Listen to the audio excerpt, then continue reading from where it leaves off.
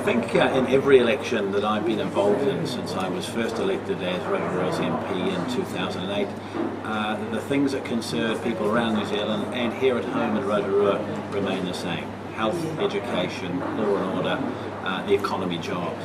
And so I think this year there's no different than those last two elections.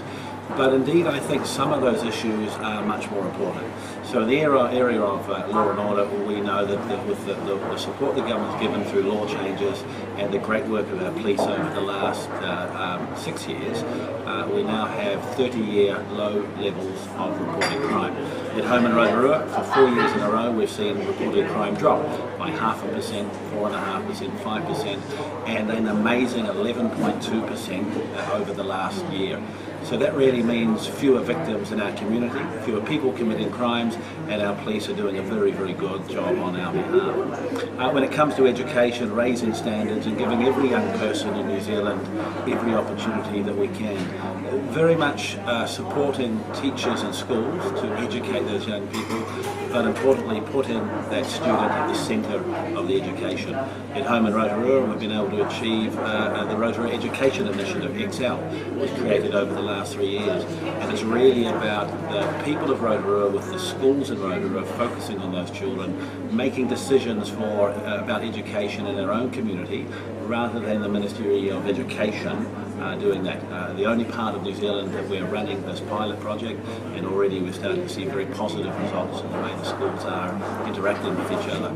When it comes to health, people want to be treated. If they're ill, they want to know they can go to their hospital and that they will be treated.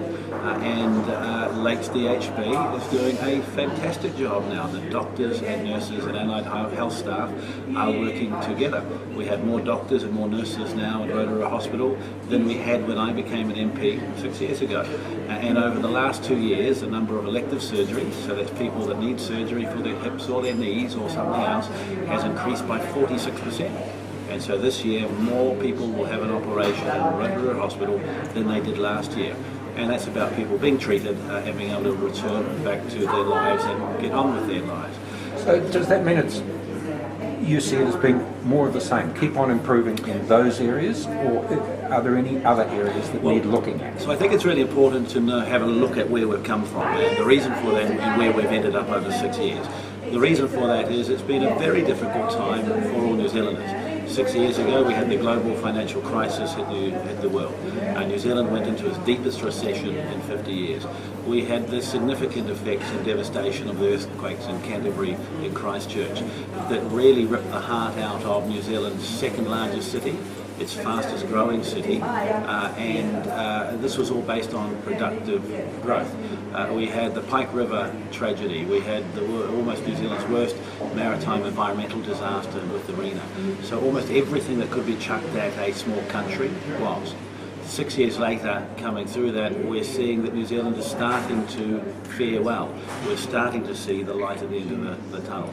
I think the next 3 years for New Zealand and for the wider Rotorua area are about the economy. They're about making sure that the hard work of New Zealanders over the last 6 years, the gains that have been made, the plan that the government's had in place to raise public services, to get our government departments to do more with the same amount of money, to make sure that continues so that we build an economy so that unemployment continues to fall. 5.6% in New Zealand today, unemployment, 6.4% in Australia. Unemployment in Australia is going up, their economy is getting worse, their deficits are growing. It's the reverse of what's happening in New Zealand. We're back to a modest surplus. The government's books are balanced. Unemployment is falling. We have a growth rate of about 3% this year, forecast to be 3.8% next year. That means that the hard work of Kiwis over the last 6 years, the plan this government's had, is starting to come together and it's starting to work. And we must be very cautious about what the government spends over the next 3 years. We can't get ahead of the economic recovery. We need to continue to build stability, to build strength, to create jobs in the regions and jobs here in Rotorua. As the Rotorua MP, what do you see as probably the highest priority issue for your electorate? I think there are two parts of this. My focus has been around young people and education and those who are vulnerable. So that work needs to continue. There's been some really good wins and some great gains over the last 3 years, around the education initiative. We've established the equivalent of 2 trades academies at Wairaki. One trade academy for all young people of Rotorua. If they're not doing well in school, rather than dropping out, going on a benefit, getting in trouble, we now direct them towards a trades academy where they learn a trade so they can have skills, they'll have qualification, they'll have good jobs. We've also established around the country 3,000 places for Māori trades training.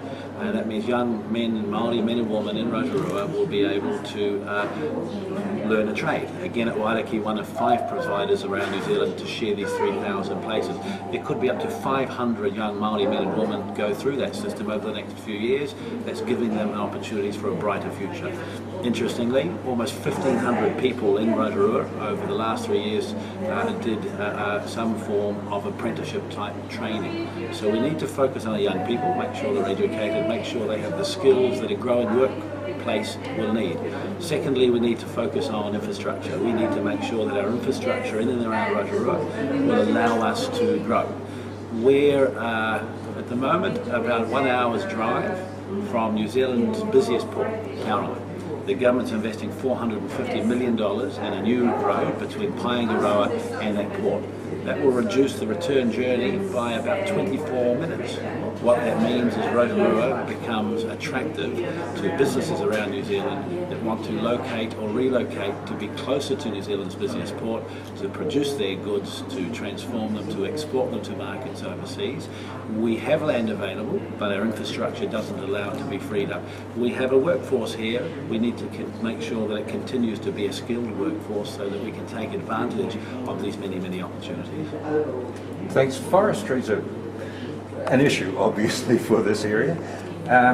There's been talk about whether we should be shipping logs, the growing number of logs overseas, or processing here.